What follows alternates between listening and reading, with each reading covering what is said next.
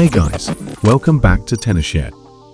In this guide, we'll show you how to use PDNob PDF Editor to annotate your PDF files easily.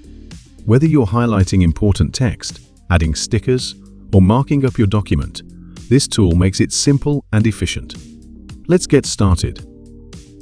First, launch the software on your computer. Click on Open PDF to select the file you want to annotate. Once the PDF is open, go to the Comment tab in the toolbar.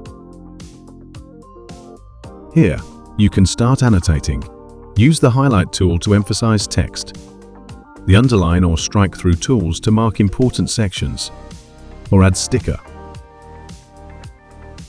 You can even draw shapes or doodles directly on your PDF to make it more visual. Saving your annotated PDF is just as simple. Click on the Save icon in the top left corner, or select Print to export your file with all the annotations. Your updated PDF is ready to share or use. That's it! Annotating a PDF has never been easier with PDNob PDF Editor. If you found this guide helpful, don't forget to like and subscribe to our channel for more tips and tricks.